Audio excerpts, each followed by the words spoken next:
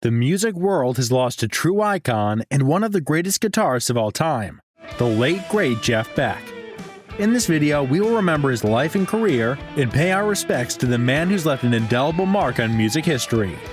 From his early days with the Yardbirds to his groundbreaking solo work, Beck's innovation and virtuosity on the guitar have earned him a place in the pantheon of rock legends. Join us as we honor the memory of Jeff Beck and celebrate the legacy he left behind.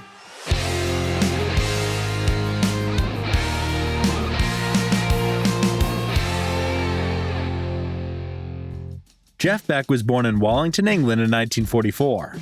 From a young age, he had a passion for music and began playing the guitar at the age of 15.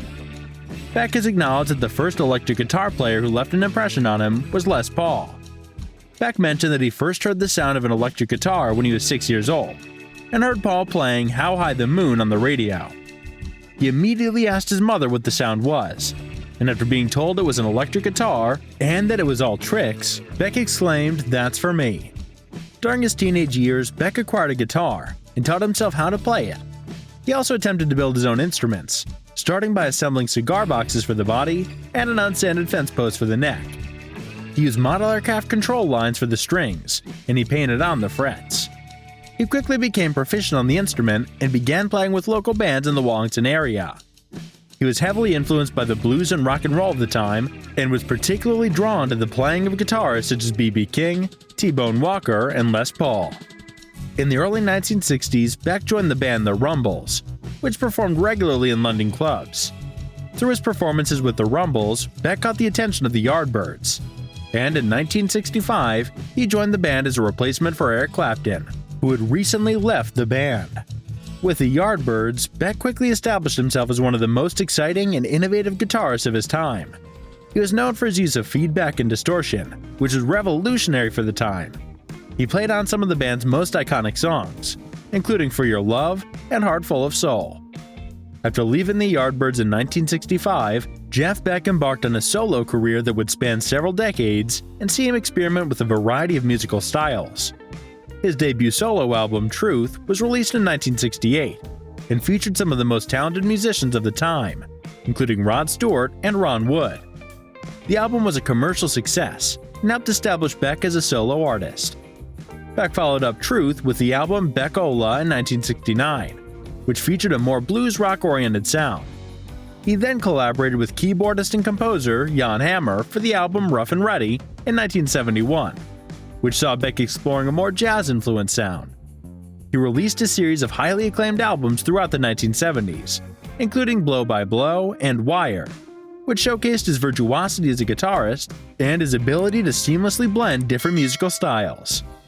In the 1980s and 1990s, Beck continued to release albums and tour, collaborating with a variety of musicians, such as Stevie Wonder, Jimmy Page, and Leslie West.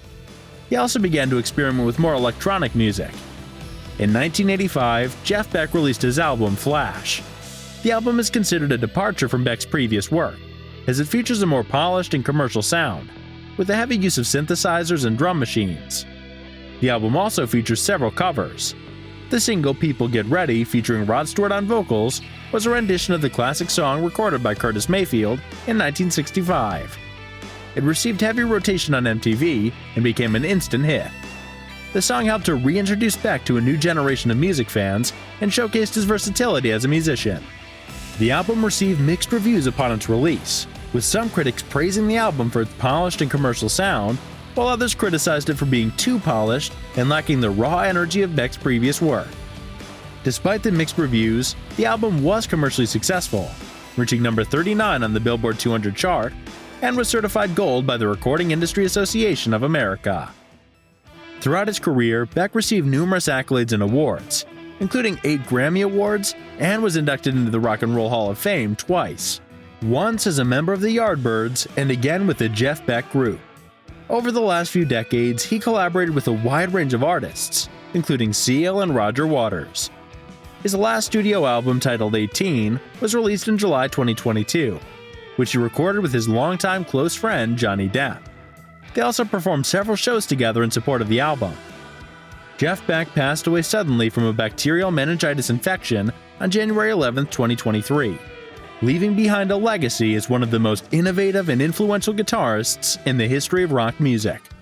We'll always remember his incredible talent and the music he left behind. We hope you've enjoyed this look back at his life and career. Please feel free to share your own memories and thoughts of Jeff Beck in the comments below. Well, that's it for this video. Thanks for watching. Be sure to like and subscribe, and we'll see you on the next one.